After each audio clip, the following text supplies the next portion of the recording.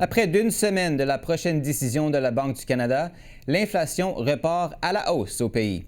Selon Statistique Canada, le taux d'inflation est passé de 1,9 % en août à 2,4 % en septembre. L'agence note que la baisse du prix de l'essence a été moins marquée qu'en août, alors que le prix à l'épicerie et les coûts de logement ont grimpé. Pour faire le point sur l'état de l'économie canadienne, je reçois Jimmy Jean, économiste en chef du Mouvement Desjardins. Monsieur Jean, bonsoir. Bonjour. Alors, tout d'abord, qu'est-ce qu'on doit retenir de cette hausse de l'inflation et est-ce qu'on doit vraiment s'en inquiéter? Il y a deux facteurs principaux qui ont joué dans ce résultat-là. Premièrement, on a vu les prix de l'essence augmenter en variation annuelle. Et une partie de ça, c'est dû à ce qu'on a vu au niveau par exemple, des raffineries. Il y a eu des arrêts pour de la maintenance. Donc, c'est des facteurs qu'on appelle temporaires. Et l'autre facteur, ça a été au niveau des loyers.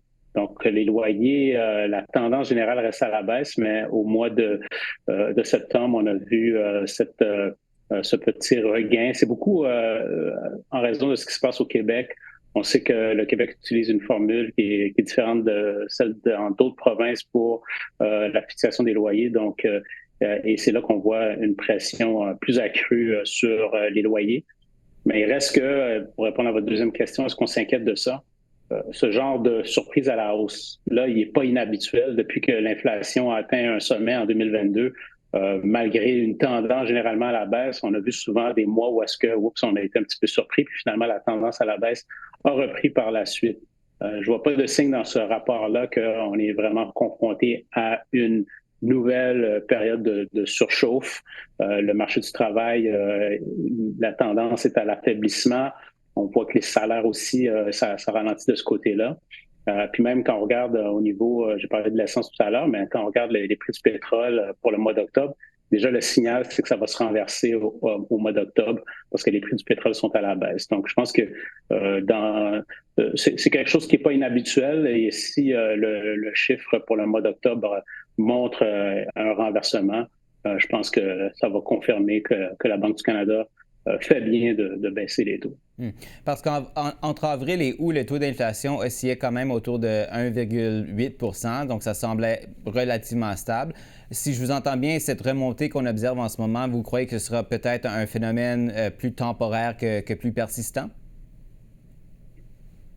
Oui, c'est l'impression qu'on a parce que du côté de la croissance économique, il y a quand même des menaces avec toute la question des tarifs.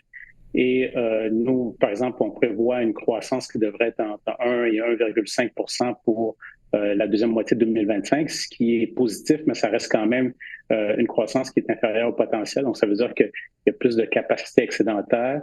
Quand on regarde aussi les entreprises, qu'est-ce qu'elles nous disent? Elles nous disent que même si dans certains cas, il y en a qui doivent composer avec des coûts plus élevés à cause des tarifs de représailles. Maintenant, ces tarifs de représailles-là ont été retirés aussi.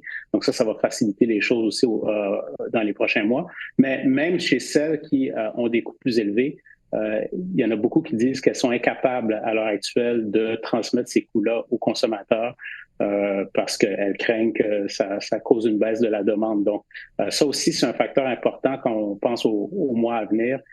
Qui milite dans le sens de dire que c'est possiblement un facteur temporaire, ce qu'on a vu aujourd'hui, et non le début d'une nouvelle flambée. La Banque du Canada, on le sait, annoncera sa prochaine décision sur le taux directeur mercredi prochain. Comment est-ce que cette reprise de l'inflation, aussi temporaire qu'elle soit, vient peut-être influencer ce calcul? Moi, j'ai l'impression que la Banque du Canada, de plus en plus, va se tourner vers l'avant. Déjà, on s'attend à ce qu'elle recommence à publier des prévisions, une prévision centrale. Donc, ça faisait un bout de temps, depuis le début de l'année, en fait, qu'elle ne l'a pas fait.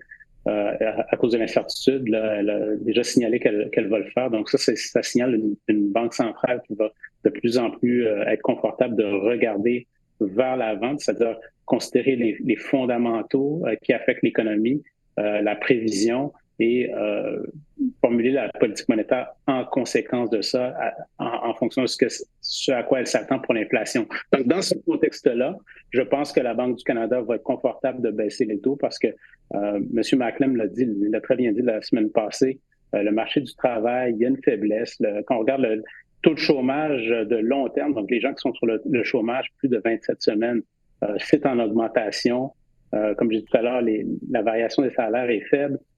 L'immigration aussi qui est en forte baisse. Donc, on est passé d'une des plus fortes croissances démographiques des 7 dernières décennies à une des plus faibles. Donc, ça aussi, ça vient jouer sur la demande, entre autres sur la demande pour des appartements donc, c'est pour ça qu'on a vu une baisse de la tendance au niveau des loyers, même si d'un mois à l'autre, ça peut varier, mais la tendance générale reste à la baisse et ça devrait militer pour qu'en 2026, ça continue de s'affaiblir. Donc, tous ces facteurs plus prospectifs, je pense que la Banque du Canada va les mettre de l'avant pour justifier cette baisse de taux auquel on s'attend.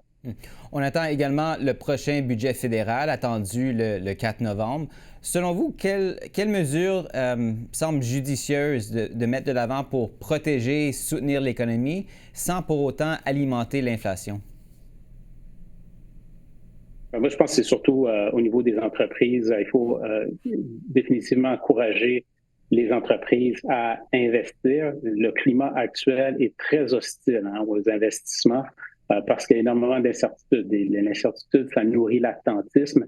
Donc, il faut mettre en place des mesures, selon nous, de dépréciation accélérée, par exemple, pour venir égaliser ce qui s'est fait, ce qui s'est décrété aux États-Unis en juillet et qui fait en sorte qu'au niveau du traitement fiscal des nouveaux investissements, le Canada est maintenant désavantagé par rapport aux États-Unis. Donc, il faut remédier à ça parce qu'on voit qu'il y a des entreprises, des secteurs d'activité qui sont en train de se relocaliser au Canada. Il ne faut pas leur donner une raison additionnelle. Je pense qu'il faut continuer d'agir dans le sens de la déréglementation, de l'accroissement de la concurrence. Donc, tous les facteurs vraiment qui empêchent ou du moins qui limitent la croissance des investissements des entreprises. Parce que on a beau décréter ce qu'on veut au niveau des investissements publics, la façon dont on va se sortir de notre faiblesse chronique en productivité, entre autres, et qu'on va être compétitif à l'étranger, c'est en réglant le problème de l'insuffisance des investissements d'entreprise. Jimmy Jean, économiste en chef du Mouvement Desjardins, merci encore une fois d'avoir été avec nous ce soir. Au plaisir. Oui.